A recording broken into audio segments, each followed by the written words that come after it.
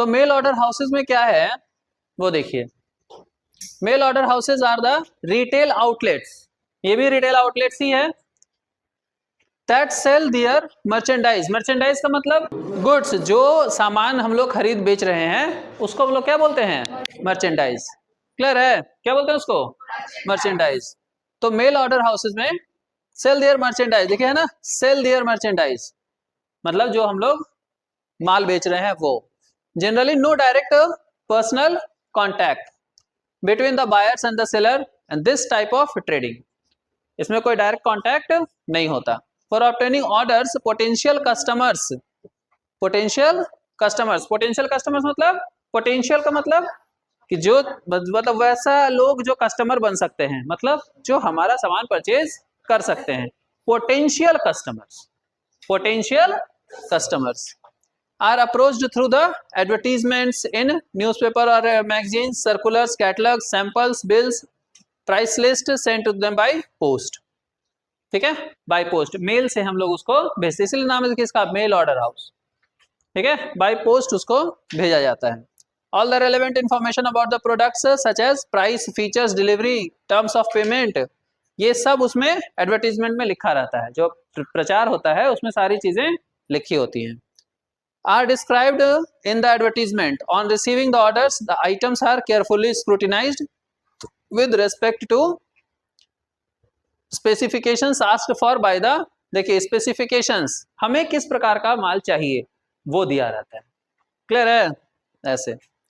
There can be different alternatives by receiving payment. First, payment receive करने का क्या क्या तरीका है, ठीक है, तो क्या कह रहा है, second, goods may be sent to the value payable post, value payable post, ये वीपीपी से हम लोग भेजते हैं, पेमेंट हमारे पास आता है। अंडर दिस अरेंजमेंट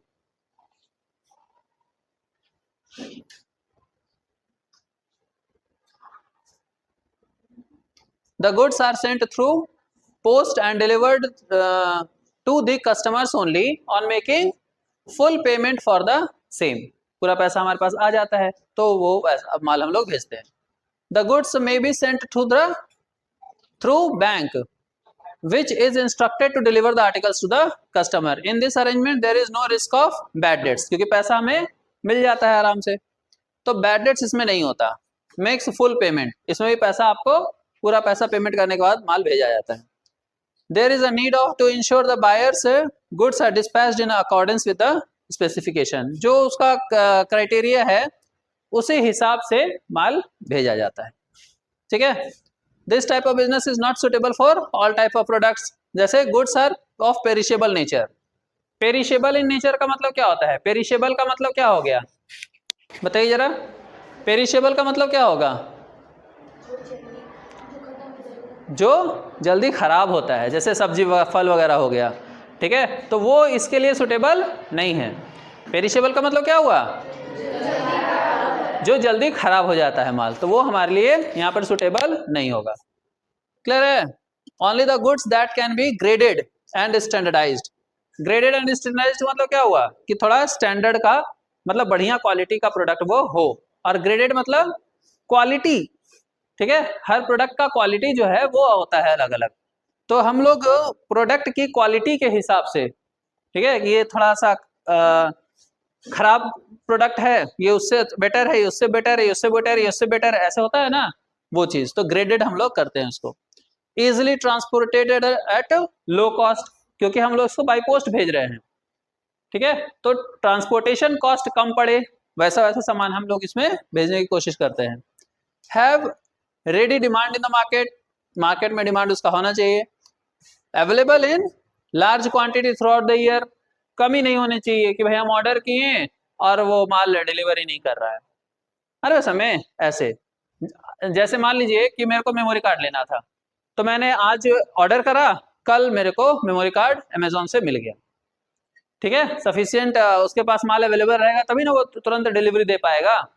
ये चीज through out the year, involve least possible competition in the market, ये सारी चीजें इसमें होनी चाहिए। Can be described through the pictures, क्योंकि हम तो आप देखिए ऑनलाइन शॉपिंग वगैरह भी आप करते हो अमेजोन से और फ्लिपकार्ट से और कैसे भी जैसे तैसे, मिंत्रा से, तो उसमें क्या आप फोटो ही तो देखते हो, फोटो वीडियो कुछ रिव्यू वगैरह पढ़ लिए, आप कैसे शॉपिंग करते हो, उसके स्पेसिफिकेशंस वगैरह देखे, है ना, कि भाई कैसा दिख रहा है प्रोडक्ट, क्या उसके स्पेसिफिकेशन है। जैसे मान लो मैंने ये माइक ऑर्डर किया, ये है ना, ये वाला, ये ऑर्डर किया, तो इसका कैसे कैसे हमने देखा कि भाई ये चलो ये दिख कैसा रहा है, ये वायरलेस माइक जो है वो दिख कैसा रहा है, फोटो उसका कैसा है, हम लगाएंगे तो कैसा आएगा, नहीं हम लगाएंगे तो कैसा आएगा, इसके फीचर्स क्या हैं, नॉइज कैंसिलेशन है तो कैसा नॉइज कैंसिलेशन है, बढ़िया है कि नहीं है।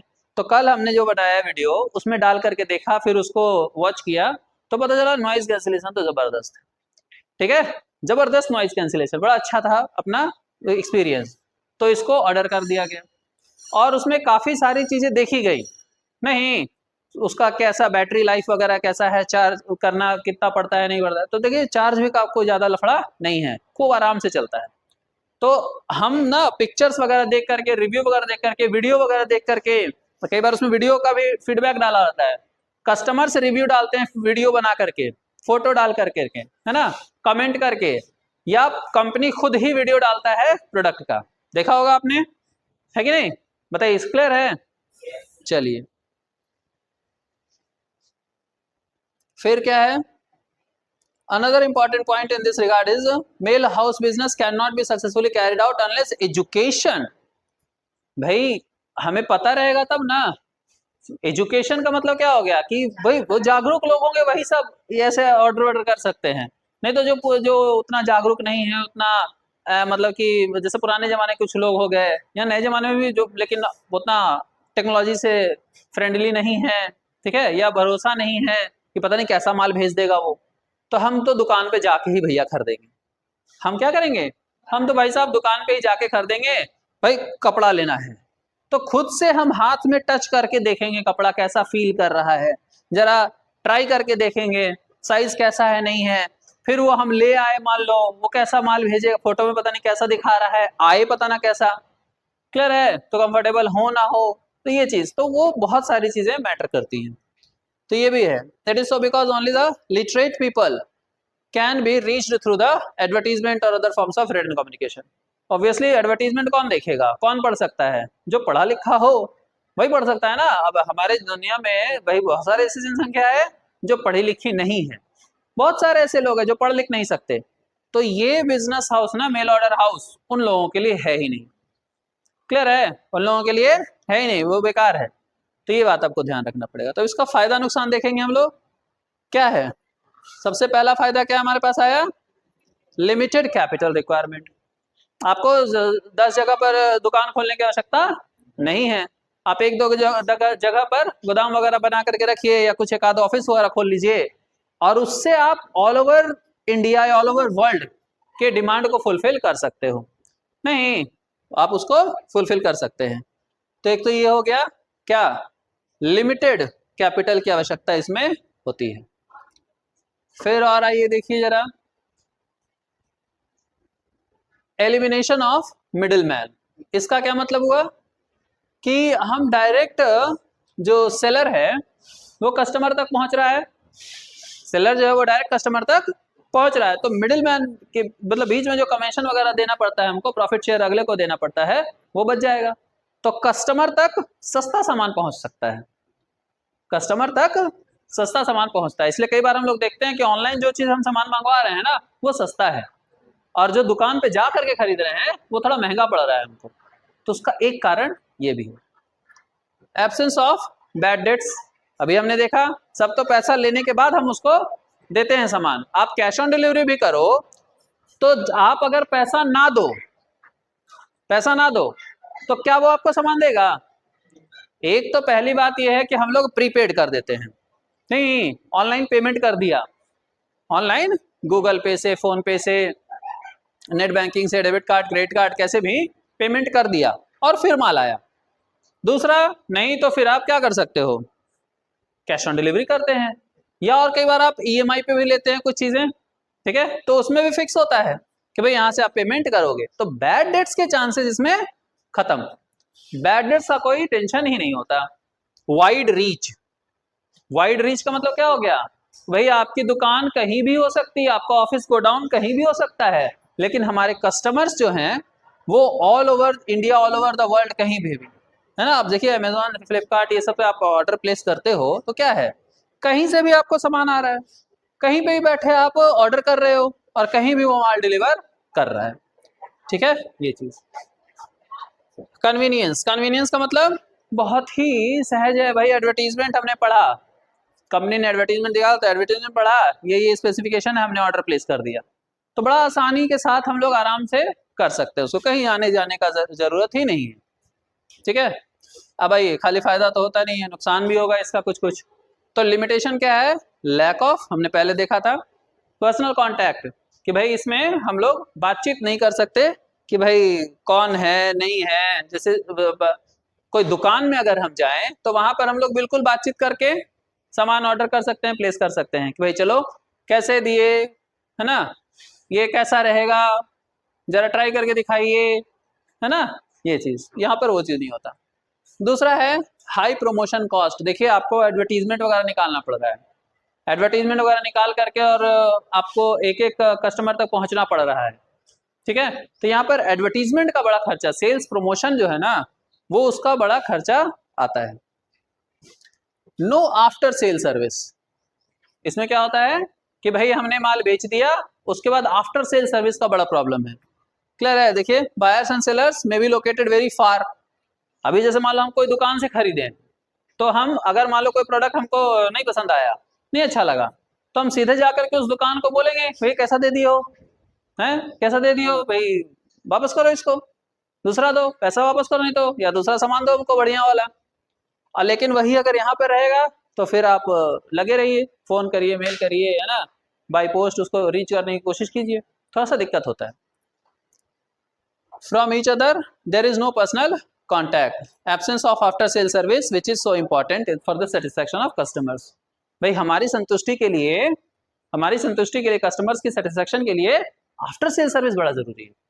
कि भाई कल को दिक्कत परेशानी अगर हो गई, कुछ परेशानी हो गई, भाई अच्छे से मजा नहीं आया, ठीक है, कुछ प्रोडक्ट खराब हो गया, तो कहाँ हम जाएंगे, किसको कांटेक्ट करेंगे? क्लियर है, किसको कांटेक्ट करेंगे? तो ये आपको ध्यान रखना है। आपने देखा कैश कैश कैश, कोई बैड डेट्स नहीं, तो कोई बैड डेट्स नहीं तो कस्टमर्स के लिए तो नुकसान है ना, कस्टमर्स तो चाह रहे हैं कि भाई हमको उधार दे दो, नहीं तो यहाँ पे वो चीज नहीं हो पाएगा, उधार वाला काम नहीं होता है, नो क्रेडिट पॉलिसी। फिर है डिलेड डिलीवरी, ये भी देखा है हमने, है ना, ये भी चीज होता है अक्सर।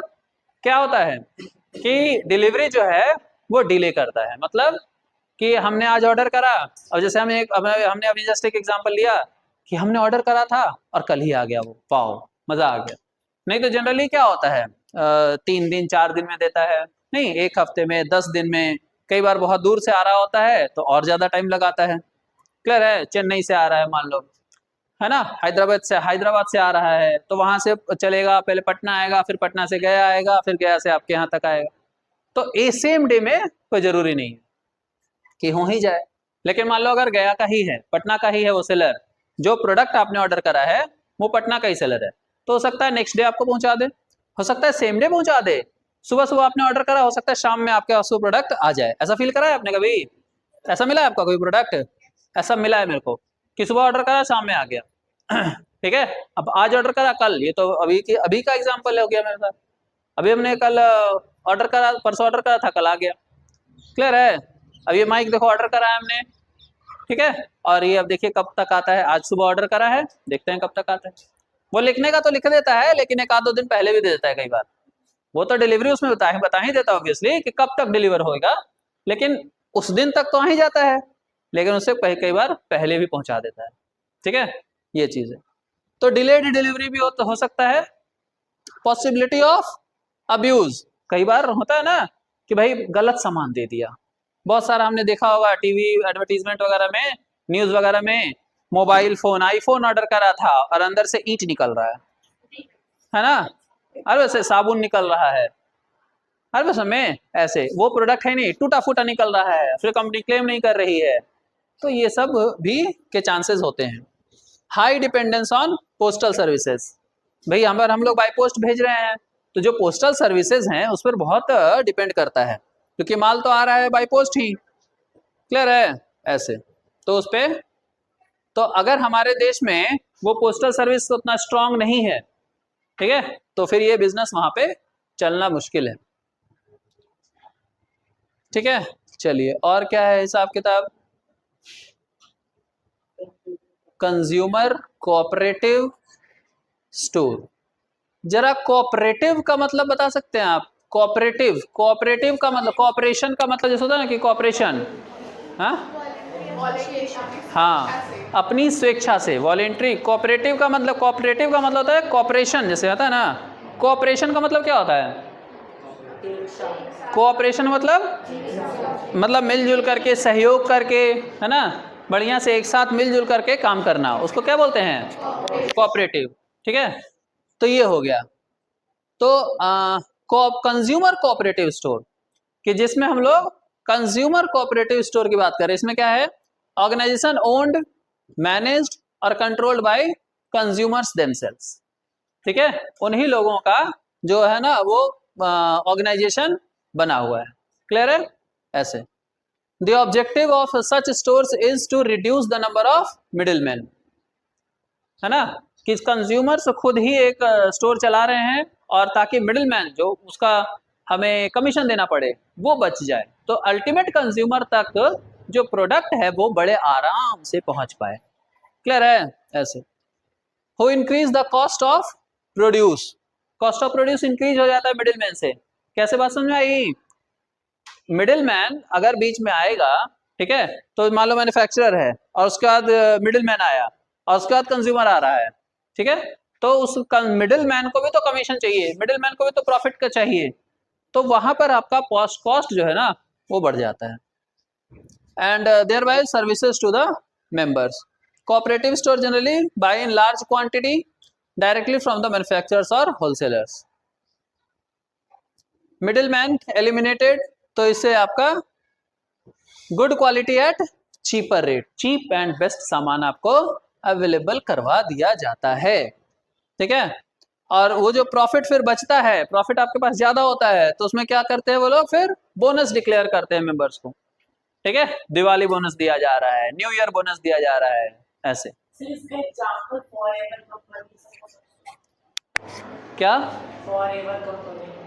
फॉरएवर कंपनी क्या होता है? तो उसमें अगर मेंबर बनते हैं, फिर उसमें हम सारे मेंबर्स मिलकर दूसरे को सामान सेल्स करते हैं, फिर उसमें का जो प्रॉफिट बचता है, हाँ बिल्कुल वही है, कंज्यूमर कोऑपरेटिव में वही है, ठीक है। Educational benefits to the members, to start a consumer cooperative at least कितने लोग होने चाहिए? 10 people come together form a voluntary association, जैसा अभी आप लोगों ने बताया है ना, वॉलंटरी, अपनी मर्जी से हम लोग आते हैं और बिजनेस कर रहे हैं, ठीक है। Cooperative society, capital of cooperative store is raised by issue of shares to its members, जैसे कंपनी में शेयर्स वगैरह इशू करते हैं वैसे यहाँ पर शेयर्स वगैरह इशू करा जाता है, ठीक है।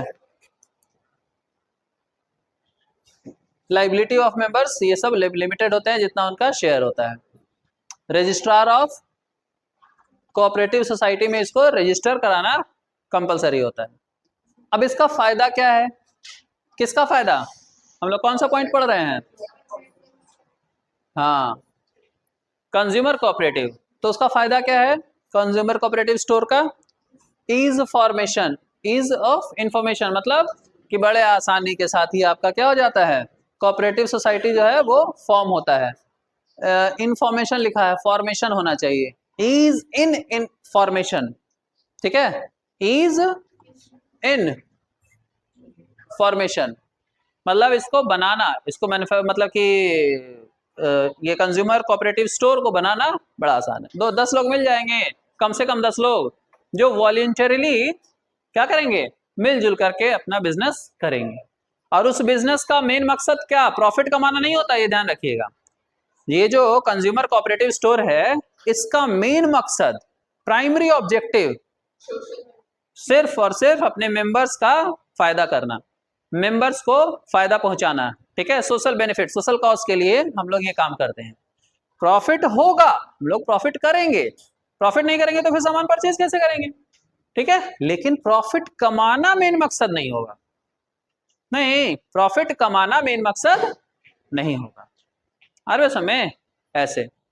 क्लियर है? जैसे मान लो अभी हम आप लोग को पढ़ा रहे हैं, तो इसका मेन मकसद क्या है कि आपको समझ में आना चाहिए चीजें। ठीक है, आपको क्या होना चाहिए? चीजें समझ में आनी चाहिए। ठीक है, ऐसे। फिर क्या है?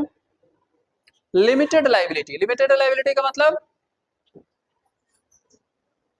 लिमिटेड लाइबिलिटी का मतलब अभी हम लोगों ने बताया कि जिसका जितना शेयर है उतना ही शेयर तक वो पैसा दे सकता है, बस।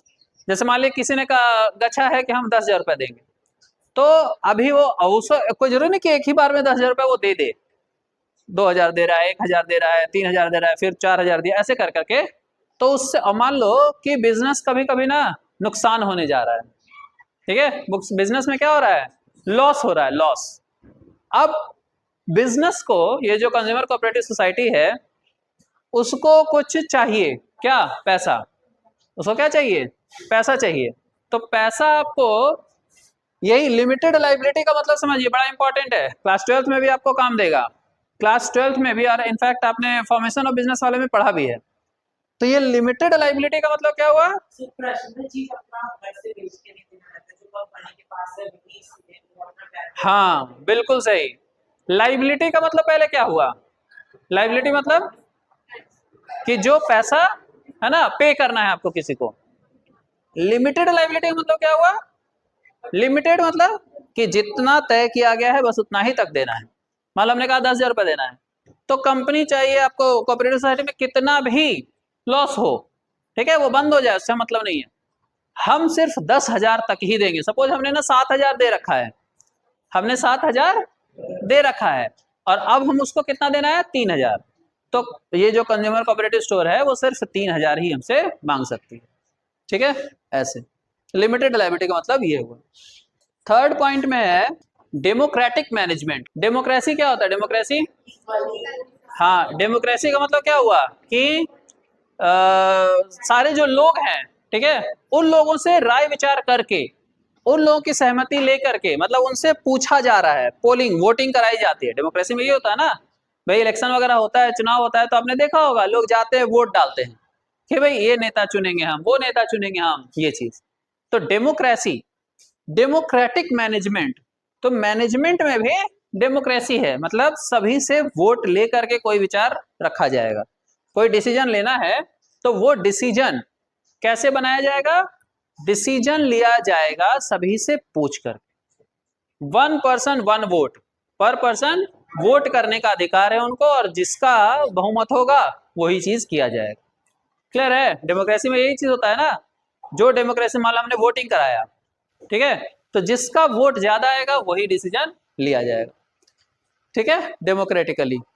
देखिए ना, each member has 1 vote irrespective of the number of shares, irrespective of the number of shares held by him. मान लो कोई 10,000 दे रहा है, कोई 1 लाख दे रहा है, कोई 1 करोड़ दे रहा है, कोई 10 रुपया दे रहा है, सभी के वोट का वैल्यू बराबर है।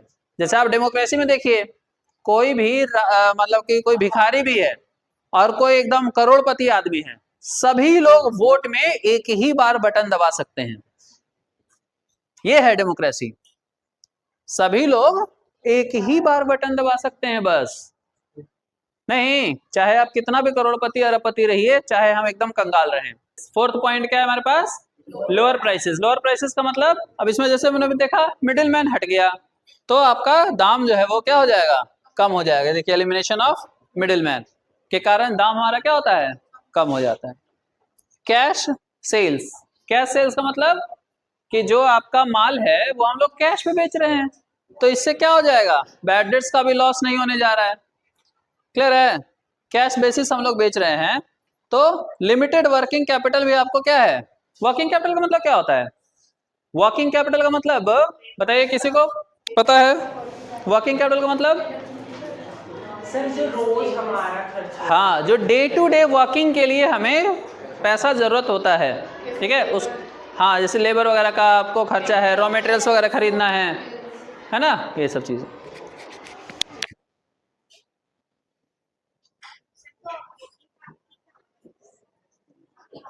Operating, operating capital,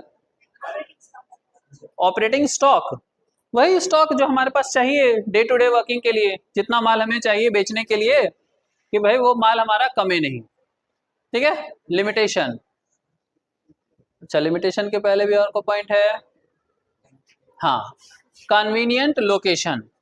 convenient location का मतलब क्या हुआ कि इसमें लोकेशन भी जो है वो सही रहना चाहिए कि लोग आराम से पहुंच सकें, है ना। Public places where members and others can easily buy the products, ठीक है। चलिए नुकसान भी देख लिया जाए। सर क्वांटिटी का सेटिंग क्या हो? मतलब सहूलियत हो, है ना, आसानी से कोई काम हो जाए, ठीक है, कन्वीनियंट तरीके से, मतलब यही हुआ कि बहुत टफ ना हो, बहुत डिफिकल्ट ना हो, ठीक है, ऐसे।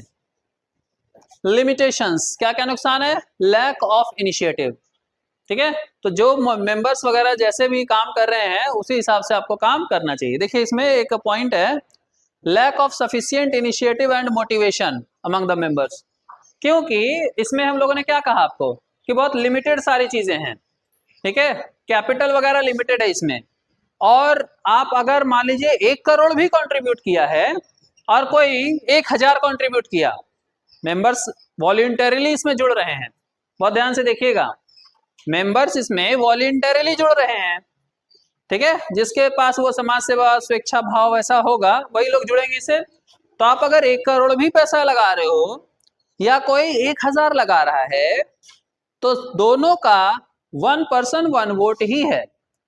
1 पर्सन 1 वोट का मतलब क्या हो गया कि आप कितना भी पैसा लगाइए बिजनेस में, लेकिन आपका बिजनेस पर अधिकार नहीं होगा ज्यादा।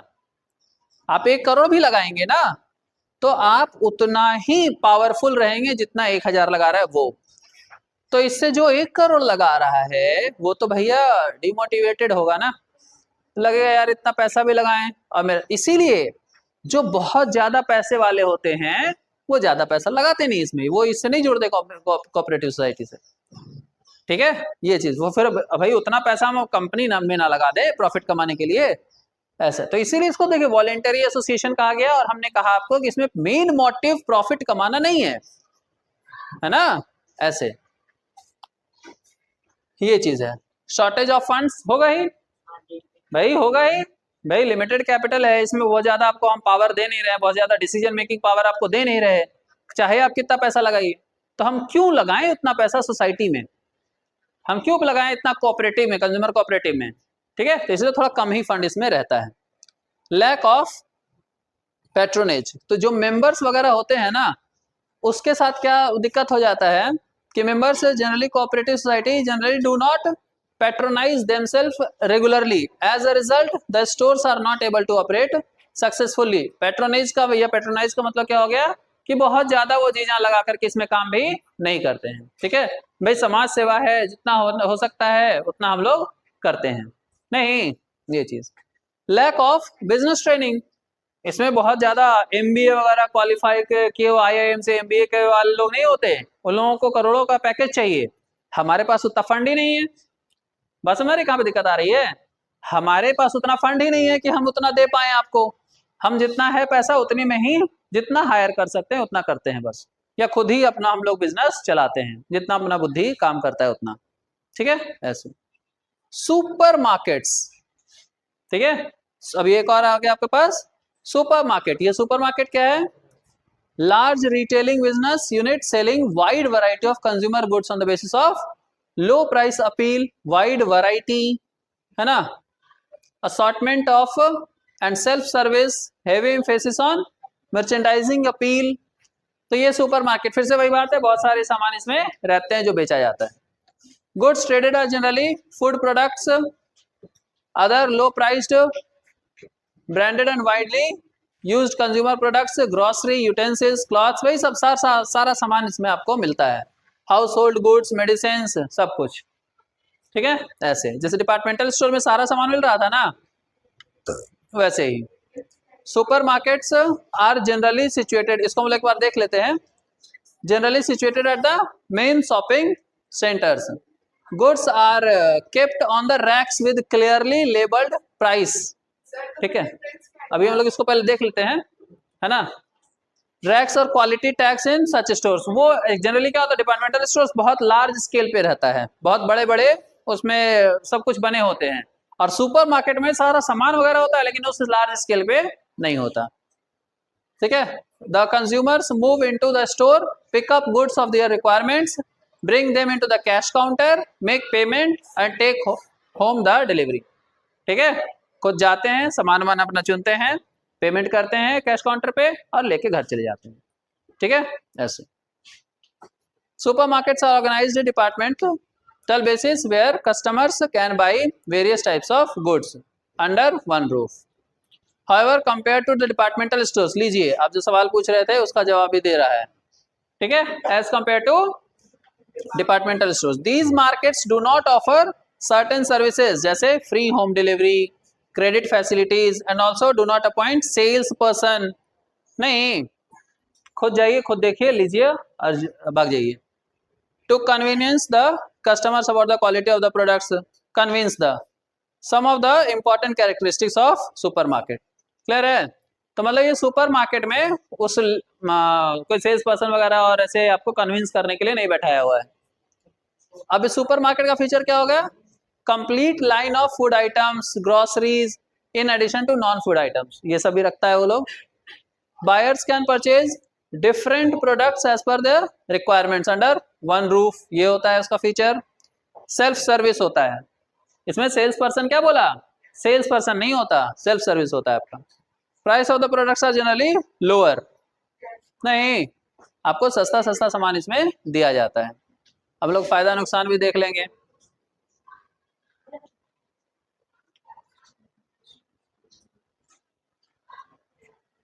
ठीक है, कुछ पॉइंट्स और हैं ऊपर, वो भी देख लिया जाए।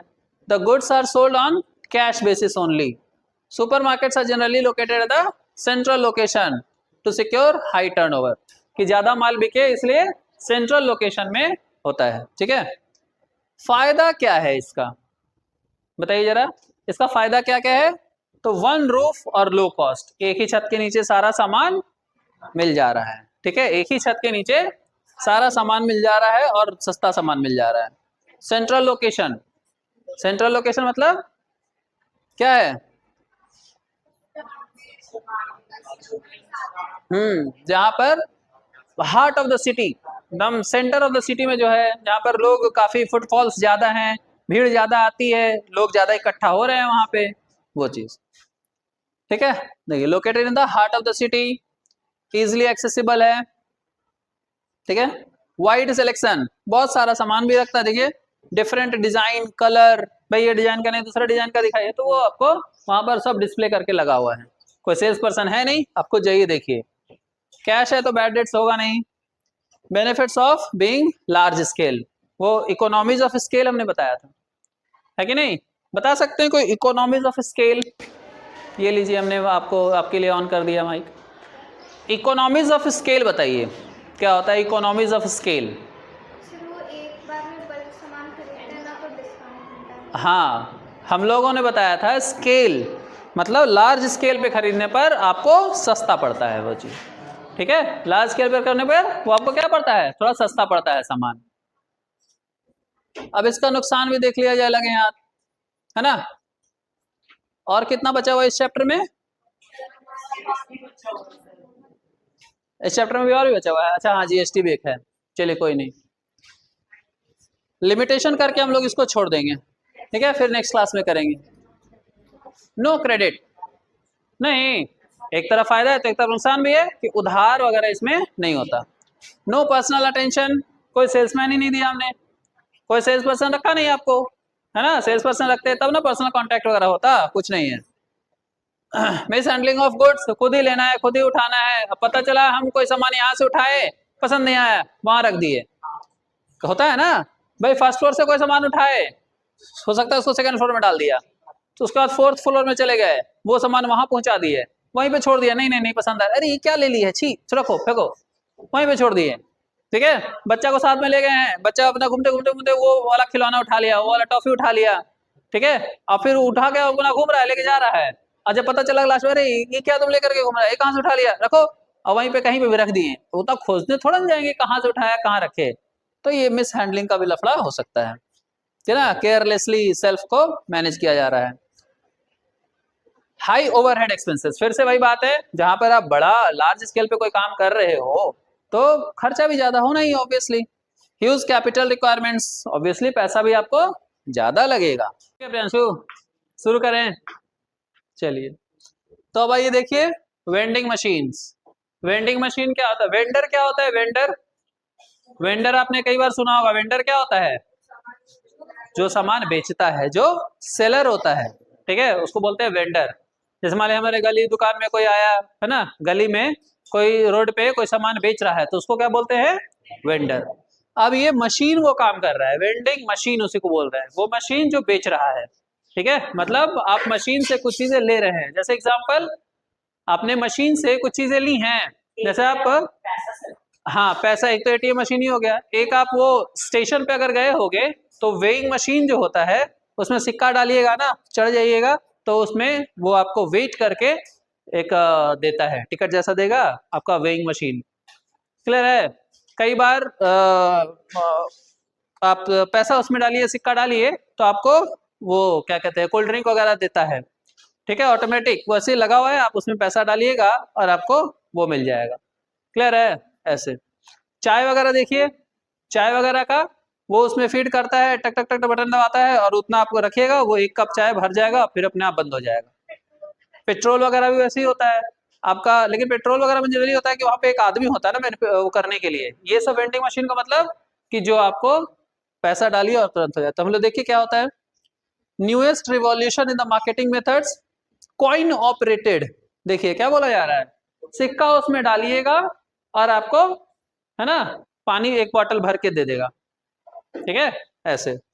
Vending machines are providing useful in selling several products such as hot beverages, देखिए बोले ना चाय कॉफी ये सब बेचता है। प्लेटफॉर्म टिकट्स, अभी जो बोल रहे थे ना, प्लेटफॉर्म टिकट्स वगैरह भी बेचता है।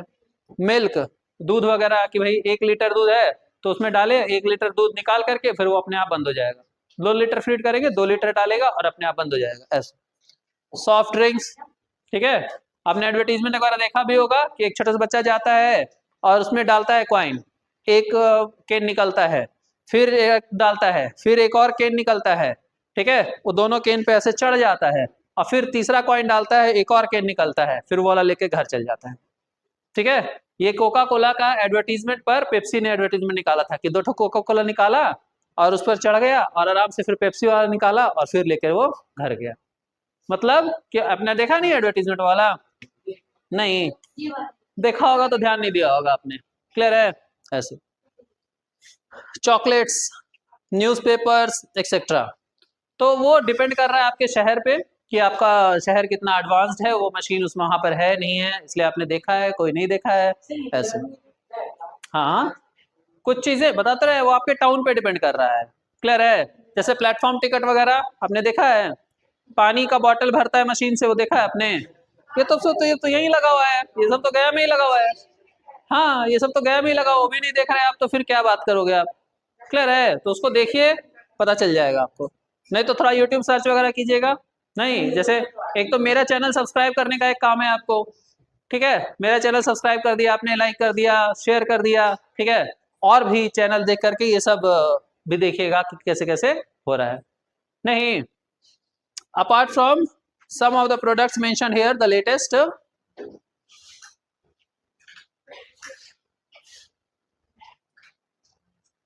इसमें ये है, वेंडिंग मशीन का मतलब क्लियर समझ में आ रहा है।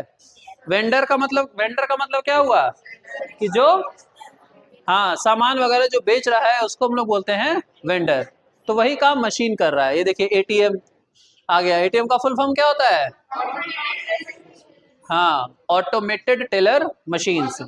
इन द बैंकिंग, ऑटोमेटिक नहीं, ऑटोमेटेड, ऑटोमेटेड टेलर मशीन, ठीक है। इससे आपका मशीन, हम उसमें कार्ड डालते हैं, एटीएम कार्ड या डेबिट कार्ड जिसको बोलते हैं, और फिर वो पैसा आपको निकल जाता है। क्लियर है। कभी भी एनी टाइम, ठीक है, कुछ कुछ एटीएम आपको 24/7 खुला रहता है हर समय, ऐसे। Vending machines can be useful for selling pre packed brands of low priced products which have high turnover, uniform in size and weight, uniform size और वेट का वो रहता है, आपको मिल जाता है। Initial cost of stalling vending machine, ये आपको खर्च पड़ेगा कि भाई मशीन वगैरह सेटअप करना, उसके बाद वो अपना चलता रहेगा। फिर रेगुलर मेंटेनेंस वगैरह, भाई रिपेयर एंड मेंटेनेंस करना पड़ेगा, कुछ खराब वराब हो गया कुछ तो उसमें आपको मिस्त्री बुला करके उसको सही कराना पड़ेगा, ये सब कुछ खर्चा होता है। Do not have the opportunity of returning the unwanted goods, आप इसमें उसमें रिटर्न नहीं कर सकते, एक बार जो निकल गया सो निकल गया, फिर वो वापस मशीन में जाएगा नहीं, तो ये बात ध्यान रख के आपको करनी होती है। अपार्ट फ्रॉम दैट, ठीक है, in spite of this limitation with the growth of, obviously कुछ नुकसान है लेकिन फिर भी ये चल रहा है, क्लियर है, इसका भी यूज हम लोग कर रहे हैं।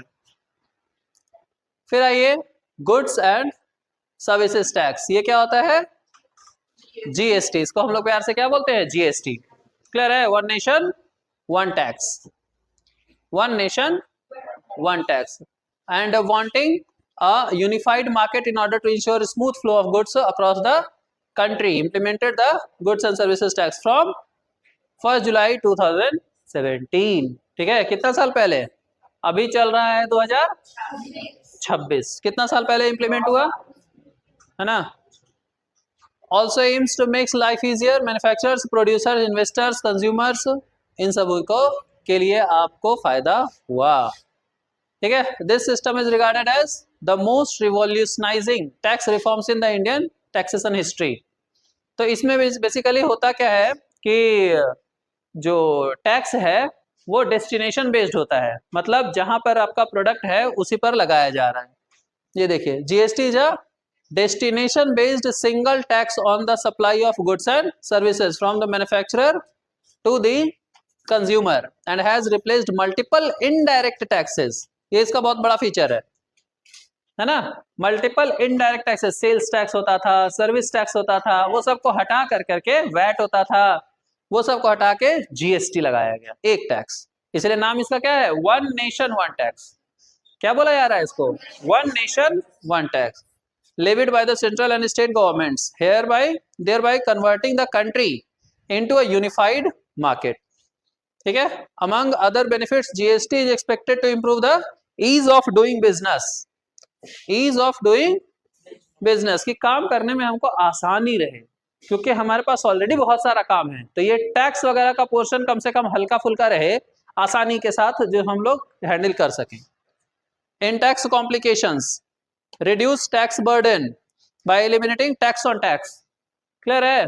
टैक्स ऑन टैक्स का मतलब क्या हुआ, जैसे मान लीजिए मैन्युफैक्चरर ने कोई सामान बेचा तो अपना प्रॉफिट लगाया और उस पर सरकार ने टैक्स लगाया, फिर जो उसको खरीदेगा फिर वो अपना प्रॉफिट जोड़ेगा और फिर वो उस पर टैक्स लगाएगा, तो मैन्युफैक्चरर जो टैक्स लगाया फिर वो आगे बेचा तो उस पर फिर से टैक्स पे टैक्स लग गया, क्लियर है। उसी को एलिमिनेट करने के लिए इन्होंने कहा destination based tax, destination based कि फाइनल जहां पर है वहीं पर टैक्स लगेगा, क्लियर है, और बाकी जो पास ऑन होता जाएगा, जो डिफरेंस आएगा वो एलिमिनेटिंग टैक्स ऑन टैक्स, इसको रिमूव किया गया कि भाई टैक्स पे टैक्स ना लगे।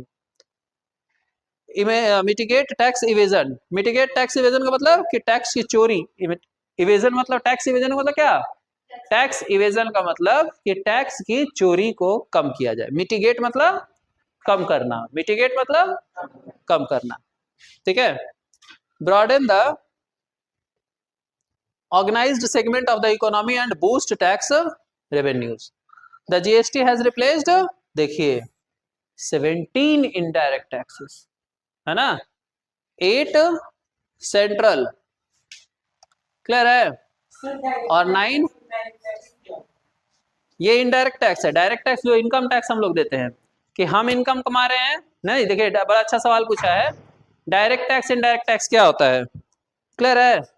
डायरेक्ट टैक्स का मतलब क्या हुआ कि जो इनकम है जो हम कमा रहे हैं, जैसे हम इनकम कमा रहे हैं और हम टैक्स दे रहे हैं, तो ये हुआ डायरेक्ट टैक्स, कि वो आदमी टैक्स दे रहा है जो खुद इनकम कमा रहा है, ठीक है, जिसको खुद देना चाहिए वही दे रहा है, तो दिस इज डायरेक्ट टैक्स, ठीक है, एग्जांपल इनकम टैक्स।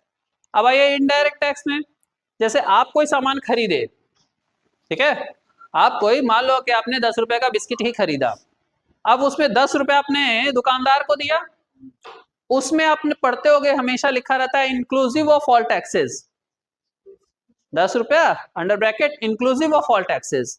इसका क्या मतलब हुआ कि वो 10 रुपए में टैक्स इंक्लूडेड है।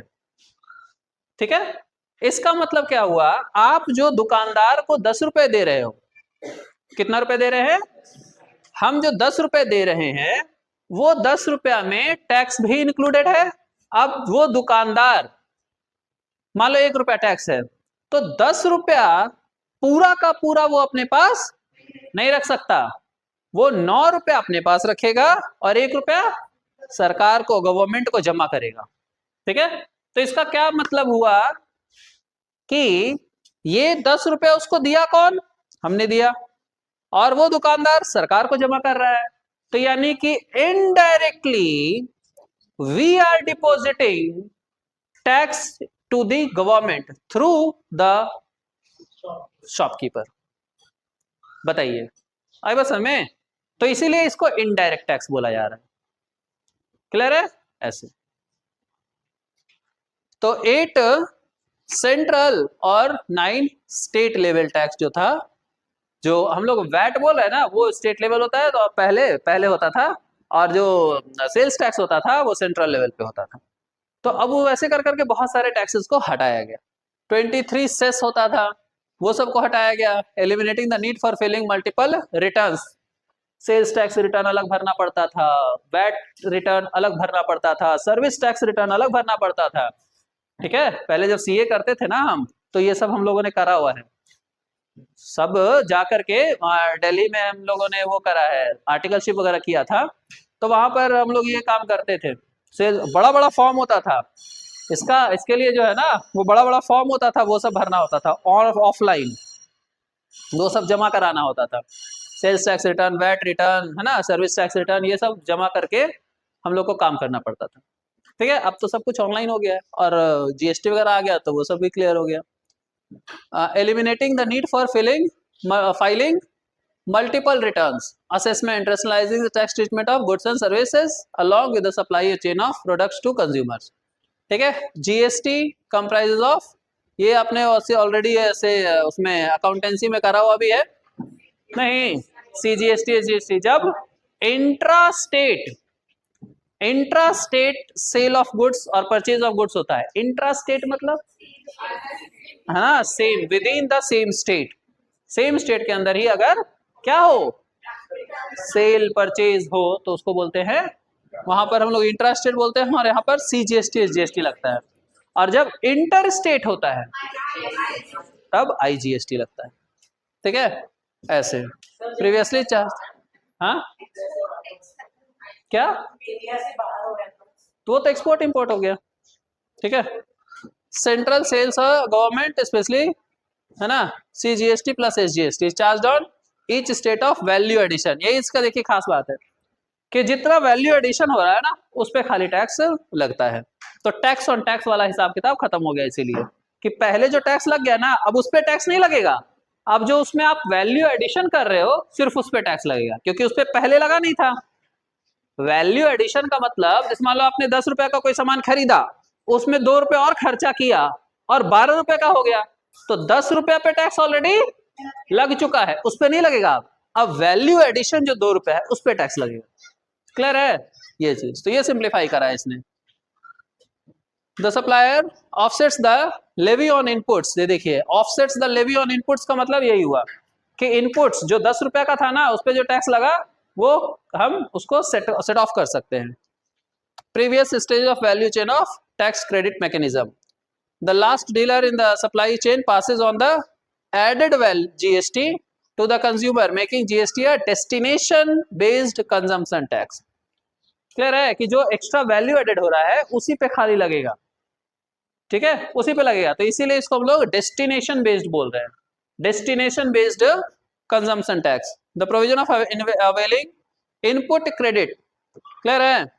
इनपुट क्रेडिट का मतलब समझ में आ रहा है आपको कि जैसे मान लो 10 रुपया का सामान 12 रुपया में बेच रहे हैं हम, तो जो 2 रुपया है सिर्फ उसी पे टैक्स लगाया जा रहा है, वो 10 रुपया पे टैक्स जो है ना, उसको हम माइनस कर दे रहे हैं। ठीक है, जैसे हमने मान लो माल बेचा, तो 12 रुपये पे टैक्स लगेगा, 12 रुपये लगेगा, लेकिन हम 10 रुपए पे टैक्स ऑलरेडी दे चुके हैं, तो 12 माइनस 10 2 रुपए पे खाली टैक्स लगेगा। Input tax credit, input credit का मतलब क्या हुआ कि जो सामान हम खरीद करके उस पे टैक्स लगा रहे हैं ना, वो आप माइनस कर सकते हो, ये चीज। हाँ, इसीलिए पहले वाला आप माइनस कर सकते हो। क्लियर है? यही है इनपुट क्रेडिट।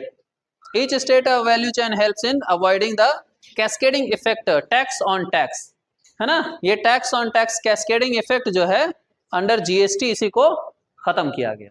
तो देखिए इस प्रकार से हमने पूरा चैप्टर इंटरनल ट्रेड कर लिया। तो अब सभी लोगों से रिक्वेस्ट है, चैनल को लाइक सब्सक्राइब कर देंगे और शेयर करेंगे, तो इससे आप, और इस पे नोटिफिकेशन ऑन रखेंगे, इससे कभी भी जब भी, अब क्योंकि अब हम ना रेगुलर बेसिस पे इस पे वीडियोस वगैरह बना करके डालते रहेंगे, क्लास 11th के लिए भी और क्लास 12th के लिए भी। तो इसमें आपको क्या करना है, चैनल को सब्सक्राइब कर लेना है, तो जो भी आपको वीडियोस इसमें आएंगी उसका नोटिफिकेशन आपको मिल जाएगा, और ताकि आप उसको देख सके। और अभी एग्जामिनेशन का टाइम है, तो बड़े ही आराम से इत्मीनान से इसको देखना है और नोट्स वगैरह बना करके अच्छे से करना है। थैंक्स।